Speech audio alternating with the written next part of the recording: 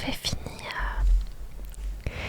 les 3 premiers chapitres et du coup on va pouvoir continuer. Ah non mon chat, je t'aime beaucoup mais t'as eu à manger et maintenant faut pas que tu fasses de bruit, d'accord? Faut que tu restes calme, ok tu veux bien?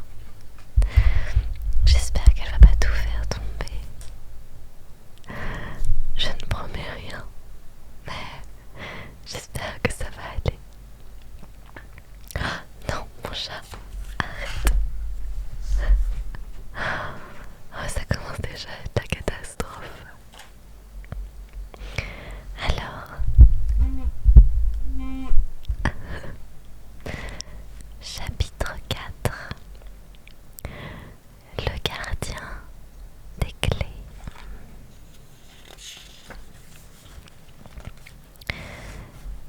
Boum, boum. On frappa à nouveau. Dudley se réveilla en sursaut. C'était un coup de canon, demanda-t-il bêtement. Il y eut un grand bruit derrière eux, et l'oncle Vernon entra dans la pièce en glissant par terre. Il tenait un fusil à la main. À présent, il savait ce que contenait le long paquet qu'il avait eu sous le bras la veille. « Qui est là ?» cria-t-il. « Je vous préviens, je suis armé. » Il y eut un instant de silence, puis crac. On cogna sur la porte avec tant de force qu'elle fut arrachée de ses gonds et tomba à plat sur le sol dans un fracas assourdissant. Un véritable géant se tenait dans l'encadrement. Son visage était presque entièrement caché par une longue crinière de cheveux emmêlés et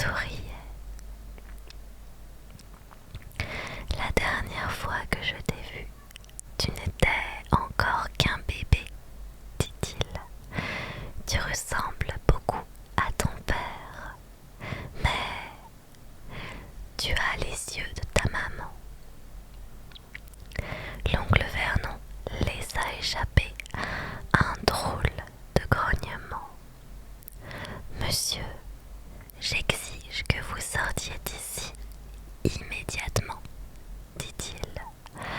Vous avez commis une violation de domicile avec effraction. Oh, ça suffit, Dursley, espèce de vieux pruneau, dit le géant. Salut, Caldris, bienvenue à toi. Je vais bien, et toi, tu as la forme. Il tendit le bras, arracha le fusil des mains de l'oncle Vernon, fit un nœud avec le canon aussi facilement que s'il avait été en caoutchouc, et le jeta dans un coin de la pièce. Je ne pense pas que ce ne soit pas autorisé, en tout cas, Caldris, vu que j'en lis des extraits. Je ne pense pas qu'il y ait un problème avec ça. L'oncle Vernon émit à nouveau un drôle de bruit, comme une souris sur laquelle on aurait marché. Je te souhaite un bon anniversaire, Harry, dit le géant en tournant le dos au Dursley. Je t'ai apporté quelque chose. J'ai dû m'asseoir un peu dessus pendant le voyage, mais ça doit être très bon quand même. Il tira d'une poche intérieure de son manteau noir une boîte en carton légèrement aplatie. Harry l'ouvrit en tremblant et découvrit à l'intérieur un gros gâteau au chocolat un peu fondu sur lequel était écrit avec un glaçage vert: Joyeux anniversaire, Harry. Harry leva les yeux vers le géant. Il aurait voulu lui dire merci, mais les mots se perdirent dans sa gorge et il s'entendit demander: Qui êtes-vous? Le géant eut un petit rire. Ah, c'est vrai, je ne me suis pas présenté, dit-il. Rubéus Hagrid, gardien des clés et des lieux à Poudlard. Il tendit une énorme main et serra celle de Harry en lui secouant le bras. Et ce thé, il faudrait peut-être y penser, dit-il en se frottant les mains. Remarquez, si vous avez quelque chose de plus fort, je ne serai pas contre. Son regard tomba sur la cheminée vide. En voyant les paquets de chips calcinés, il poussa un grognement et se pencha sur l'âtre. Personne ne put voir ce qu'il faisait, mais quand il se releva un instant plus tard, un feu d'enfer ronflait dans la cheminée, projetant des lueurs dansantes dans la cabane humide. Harry sentit la chaleur se répandre autour de lui, comme s'il venait de plonger dans un bain chaud. Le géant se rassit sur le canapé qui s'écrasa sous son poids et sortit toutes sortes d'objets des poches de son manteau. Une bouilloire en cuivre, un paquet de saucisses ramollies, un tisonnier, une théière, des tasses ébréchées et une bouteille qui contenait un liquide ambré dont il avala une gorgée avant de préparer le thé. Bientôt, l'odeur des saucisses grillées qu'on entendait grésiller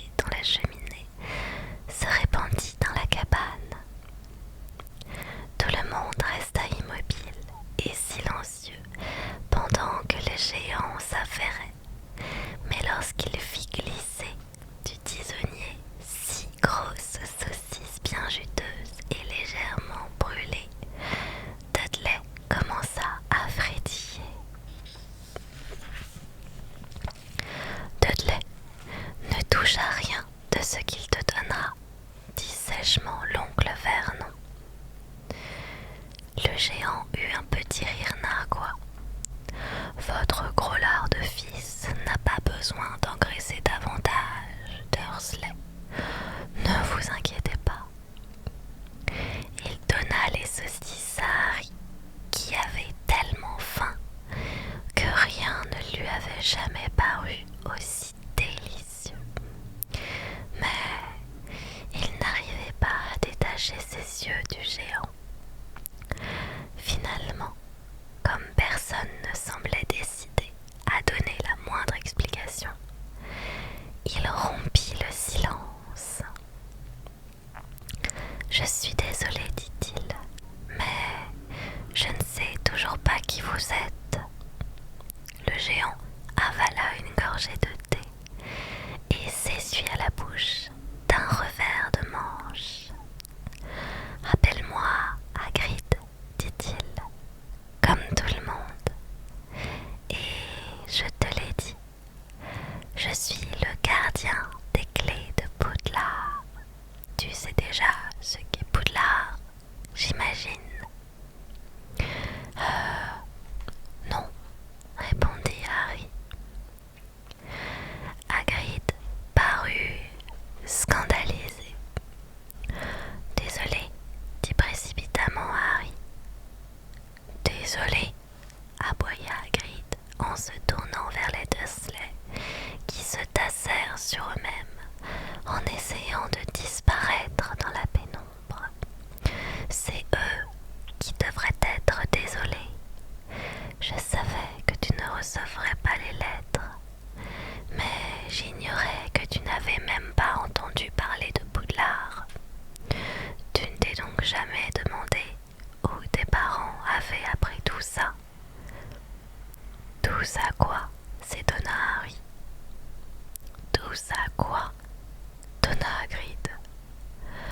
Attends un peu. Il se leva d'un bond. Sa colère était telle qu'il semblait remplir tout l'espace de la cabane. Les Dursley s'étaient recroquevillés contre le mur. Vous n'allez pas me dire, rugit Hagrid, que ce garçon ne sait rien sur rien. Harry pensa qu'il exagérait. Après tout, il était allé à l'école et il avait toujours eu de bonnes notes. Je sais quand même certaines choses, dit-il. J'ai fait des mathématiques et tout ça. Mais Hagrid eut un geste dédaigneux de la main. Je voulais dire que tu ne sais rien de notre monde, de ton monde, de mon monde, du monde de tes parents. Quel monde? Hagrid parut sur le point d'exploser. Dursley, hurla-t-il. L'oncle Vernon, le teint livide, marmonna quelque chose qui aurait pu vouloir dire « Mais non, mais quoi, mais pas du tout ». Hagrid regarda Harry d'un air effaré. Il faut absolument que tu saches qui étaient ton père et ta mère, dit-il. Ils sont célèbres. Et toi aussi, tu es célèbre. Quoi? Mais mon père et ma mère n'ont jamais été célèbres. Tu ne sais pas. Tu ne sais pas. Hagrid passa les doigts dans ses cheveux en fixant Harry d'un air abasourdi. Tu ne sais même pas qui tu es, dit-il enfin. Salut la puissance, bienvenue à toi. L'oncle Vernon retrouva soudain l'usage de la parole. Ça suffit, ordonna-t-il. Ça suffit, monsieur. Je vous défends de dire quoi que ce soit à ce garçon. un homme plus courageux que l'oncle Vernon aurait flanché devant le regard furieux que Hagrid lui adressa. Vous ne lui avez jamais rien dit, reprit-il en détachant chaque syllabe d'une voix tremblante de rage. Rien dit du contenu de la lettre que Dumbledore avait laissée pour lui. J'étais là. J'ai vu Dumbledore déposer la lettre Dursley et vous lui avez caché ça pendant toutes ces années. Caché quoi? Dit précipitamment Harry. Ça suffit. Je vous interdis, s'exclama l'oncle Vernon, pris de panique. La tante Pétunia eut une exclamation d'horreur. Je vais vous transformer en pâté tous les deux, lança Hagrid. Harry, tu es un sorcier. Un grand silence s'abattit soudain sur la cabane. On n'entendait plus que le bruit de la mer et le sifflement du vent. Je suis un quoi? Balbutia Harry.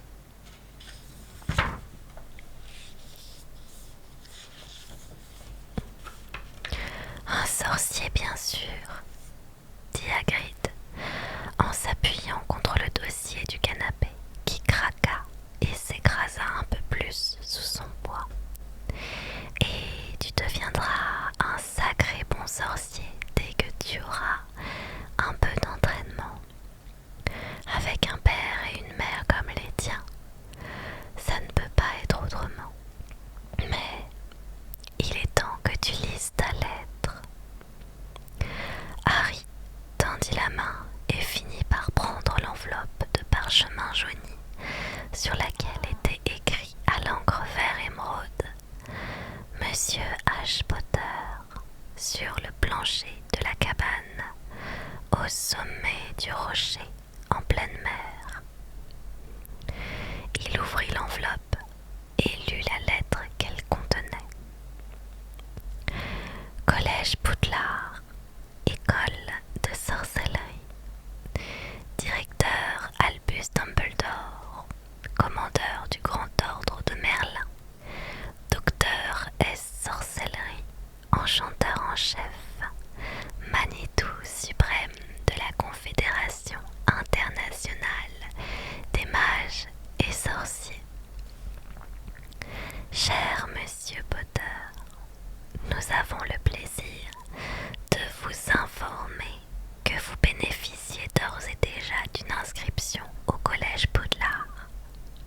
Vous trouverez ci-joint la liste des ouvrages et équipements nécessaires au bon déroulement de votre scolarité. La rentrée étant fixée au 1er septembre, nous attendons votre hibou le 31 juillet au plus tard.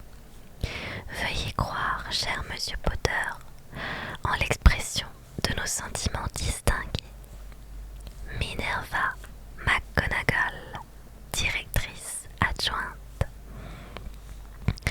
Harry avait tellement de questions à poser qu'elles explosaient dans sa tête comme un feu d'artifice. Il ne savait pas par où commencer et il s'écoula quelques minutes avant qu'il se décide enfin à parler. Qu'est-ce que ça veut dire? Nous attendons votre hibou, bredouilla-t-il.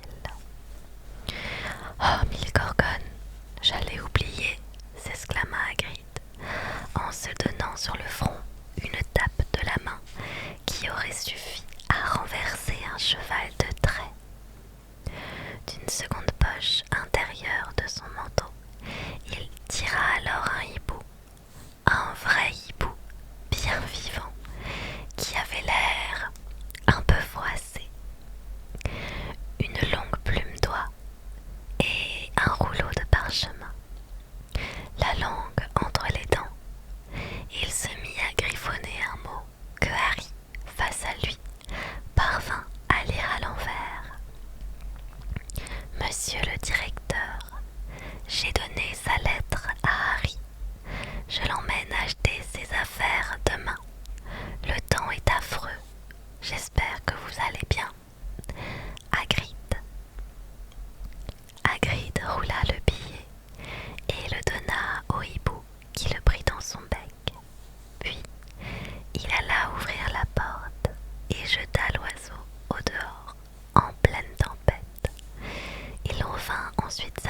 sur le canapé, comme si ce qu'il venait de faire n'était pas plus étonnant que de passer un coup de téléphone. Harry se rendit compte qu'il avait la bouche grande ouverte.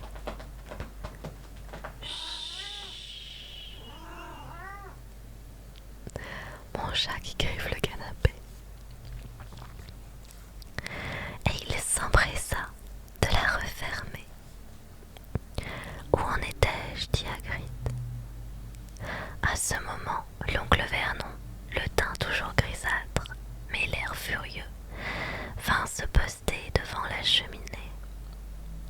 Il n'est pas question qu'il s'en aille, dit-il. Hagrid poussa un grognement. J'aimerais bien voir qu'un moldu dans votre genre s'avise de l'en empêcher, dit-il. Un quoi? Demanda Harry, intéressé.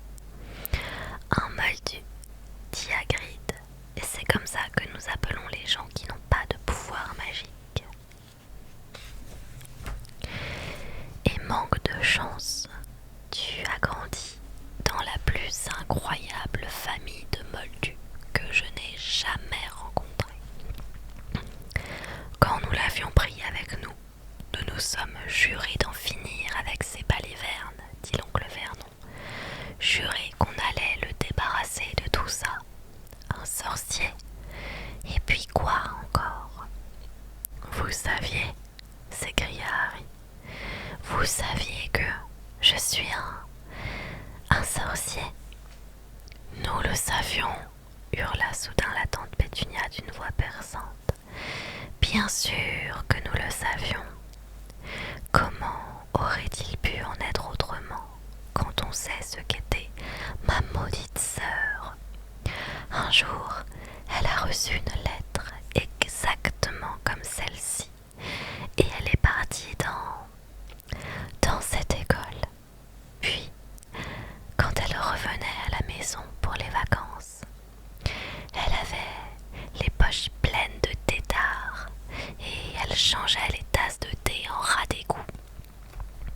J'étais la seule à la voir telle qu'elle était. Un monstre. Mais avec mon père et ma mère, il n'y en avait que pour elle. C'était Lily par-ci, Lily par-ça. Ils étaient si fiers d'avoir une sorcière dans la famille. Elle s'interrompit pour respirer profondément, puis elle reprit sa tirade. On aurait dit qu'elle avait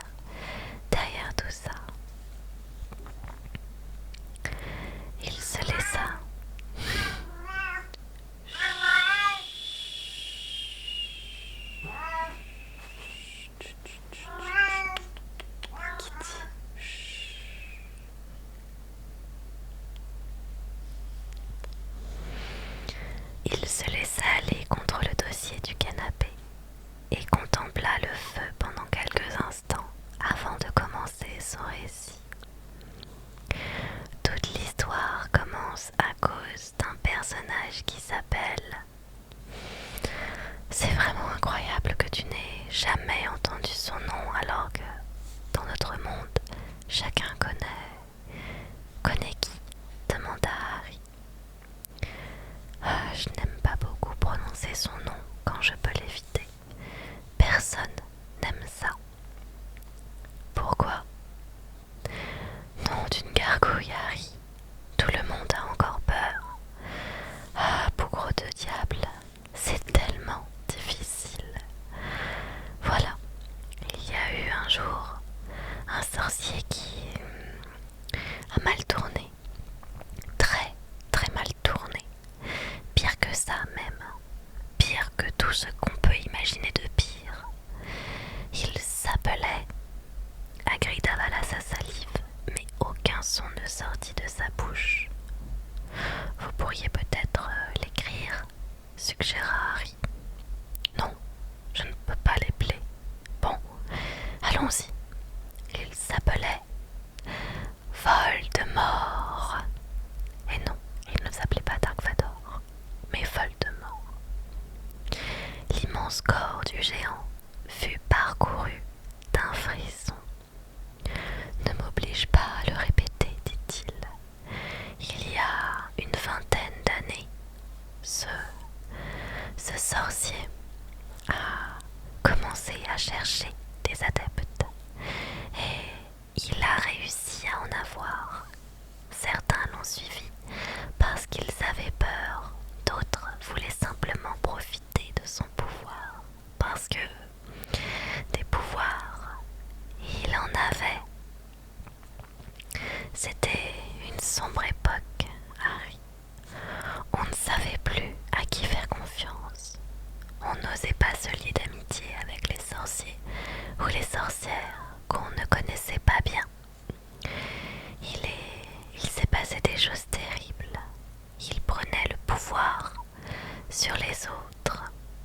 Oh, bien sûr, il y en avait encore qui lui résistaient. Mais... Chut. T'as déjà eu à manger mon chat? Arrête. Il y en avait encore qui lui résistaient. Mais... il les tuait. Et d'une manière effroyable. L'un des seuls endroits où on était encore en sécurité, c'était Poudlard. Je crois bien que Dumbledore était le seul qui arrivait à faire peur à tu sais qui. Il n'a jamais osé s'attaquer à l'école. Pas à ce moment-là, en tout cas. Ton père et ta mère étaient d'excellents sorciers. Toujours premiers de la classe à Poudlard, à l'époque où ils étaient étudiants. Le mystère, c'est pourquoi tu sais qui a attendu si longtemps pour essayer de les emmener dans son camp. Sans doute parce qu'ils étaient trop proches de Dumbledore pour avoir quelque chose à faire dans le monde des ténèbres. Et puis, il a fini par croire qu'il parviendrait à les convaincre. Ou alors, il voulait simplement se débarrasser d'eux.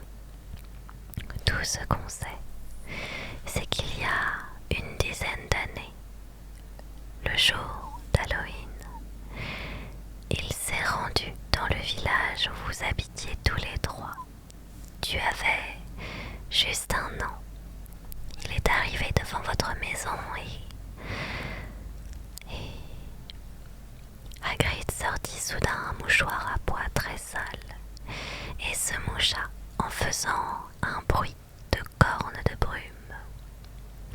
Excuse-moi, dit-il, mais c'est tellement triste. Je connaissais ton papa et ta maman, et c'étaient les gens les plus charmants qu'on puisse imaginer.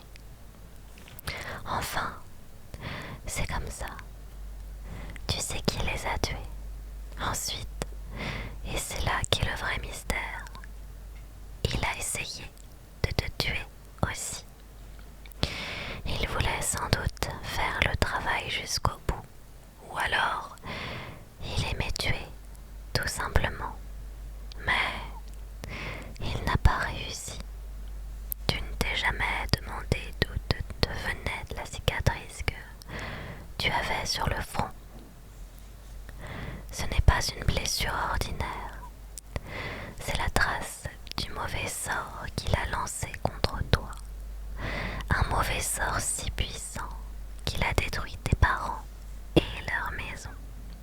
Mais avec toi, ça n'a pas marché. Et c'est pour cette raison que tu es célèbre, Harry. Personne n'a jamais pu lui échapper parmi ceux qui avaient décidé de tuer. Personne, sauf toi.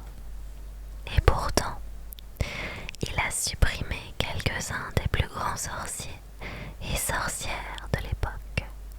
Les McKinnon, les Bones, les Brouette. Mais toi, qui n'étais qu'un bébé, tu as survécu. Il se passait quelque chose de très douloureux dans la tête de Harry. À mesure que Hagrid approchait de la fin de son récit, il revoyait l'éclair de lumière verte plus nettement que jamais, et pour la première fois de sa vie, il se rappelait aussi un rire cruel, sonore, glacé. Hagrid le regarda avec tristesse. C'est à moi que Dumbledore a confié la mission d'aller te chercher dans la maison en ruine. Et c'est comme ça que je t'ai amené chez ces gens. Tout ça n'est qu'un monceau de faribole, s'exclama l'oncle Vernon. L'oncle Vernon, Harry sursauta. Il avait presque oublié la présence des Dursley. L'oncle Vernon semblait avoir retrouvé tout son courage. Les poings serrés, il lançait à Hagrid des regards furieux.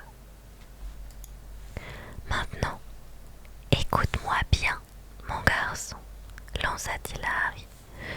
Je veux bien qu'il y ait chez toi quelques bizarreries, mais il suffirait d'une bonne correction pour arranger tout ça.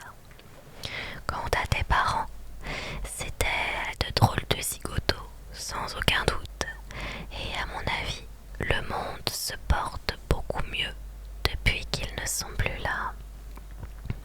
Merci beaucoup pour la rose, Oscar. Merci beaucoup pour les roses. C'est très gentil à toi. Merci beaucoup. Ils ont eu ce qu'ils cherchaient à force de fréquenter ces espèces de magiciens. Je le savais très bien d'ailleurs. J'étais sûre qu'ils finiraient mal. Hagrid bondit alors du canapé, tira de son manteau un vieux parapluie rose passablement délabré et le pointa sur l'oncle Vernon comme une épée. « Je vous préviens, Dursley, rugit-il. Je vous préviens. Un mot de plus et... » La perspective de se retrouver embroché au bout d'un parapluie par un géant barbu fit perdre tout son courage à l'oncle Vernon. Il s'aplatit contre le mur et n'osa plus dire un mot. « J'aime mieux ça, » dit Hagrid en respirant profondément. Il se rassit sur le canapé qui s'écrasa contre le sol. Mais Harry avait encore une foule de questions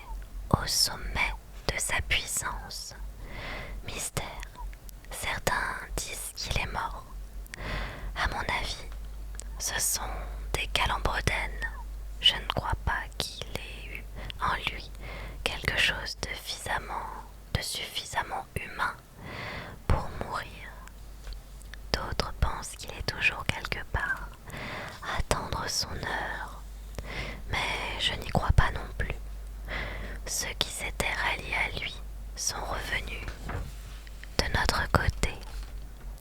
Certains avaient été plongés dans une sorte de transe. Je ne pense pas qu'ils auraient réussi à s'arracher à lui s'il était revenu. La plupart d'entre nous croient qu'il est toujours vivant, mais qu'il a perdu ses pouvoirs. Il est trop faible pour continuer. Il y a en toi quelque chose qui l'a détruit, Harry. Cette nuit-là, il s'est passé un phénomène auquel il ne s'attendait pas. Je ne sais pas ce que c'était. Personne ne le sait. Mais tu as réussi à le réduire à néant. Une lueur de respect et de sympathie brillait dans le regard de Hagrid. Mais Harry, au lieu de ressentir de la fierté, avait la certitude que tout cela n'était qu'un véritable malentendu. Lui, un sorcier, comment serait-ce possible? Toute sa vie, il avait été brutalisé par Dudley et malmené par l'oncle Vernon et la tante Pétunia. S'il était vraiment un sorcier, pourquoi ne les avait-il pas changés en crapauds, couverts de verrues, chaque fois qu'il l'enfermait dans son placard? S'il avait été capable de vaincre le plus grand sorcier du monde, comment se faisait-il que Dudley ait pu le traiter comme un ballon de football? Hagrid, dit-il, je crois que vous avez fait une erreur. Je ne suis pas un sorcier. À sa grande surprise, Hagrid éclata de rire. Pas un sorcier. Rappelle-toi, il ne s'est jamais rien passé quand tu avais peur ou que tu étais en colère. Harry contempla le feu dans la cheminée. Maintenant qu'il y pensait, toutes ces choses étranges qui rendaient furieux son oncle et sa tante s'étaient toujours produites lorsqu'il était furieux ou sous le coup d'une émotion. Poursuivis par la bande de Dudley, ils s'étaient soudain retrouvés hors de leur portée. Paniqué à l'idée d'aller à l'école avec sa coupe de cheveux ridicule, il avait réussi à faire repousser sa tignasse. Et la dernière fois que Dudley l'avait frappé, ne s'était-il pas vengé sans même s'en rendre compte, en lâchant sur lui le boa constrictor? Harry leva à nouveau les yeux vers Hagrid. Il lui sourit et vit que le géant rayonnait. Tu vois, dit Hagrid, Harry Potter, pas un sorcier. Attends donc d'être à Poudlard et tu verras comme tu es célèbre. Mais l'oncle Vernon ne voulait pas abandonner la partie. Je vous ai déjà dit qu'il n'ira pas là-bas, dit-il d'une voix sifflante. Il fera ses études au collège de son quartier et il nous en sera très reconnaissant. J'ai lu ses lettres et j'ai vu toutes les sottises qu'on l'obligerait à acheter. Des grimoires, des baguettes magiques, S'il a envie d'y aller, ce n'est pas un gros moldu dans votre genre qui pourra s'y opposer, grogna Hagrid. Vous vous croyez suffisamment fort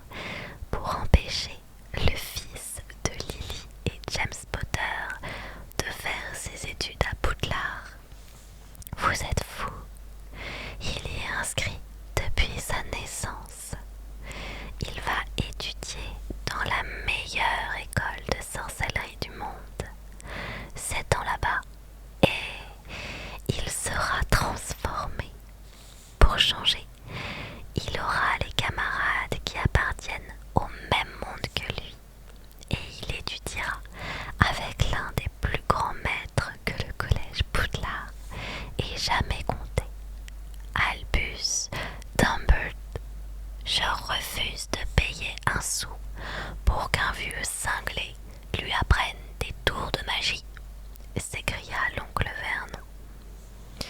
Mais cette fois, il était allé trop loin. Hagrid empoigna son parapluie et le fit tournoyer au-dessus de sa tête. Jamais plus insulter Albus Dumbledore devant moi, donna-t-il. Il abattit le parapluie dans un sifflement et le pointa sur Dudley.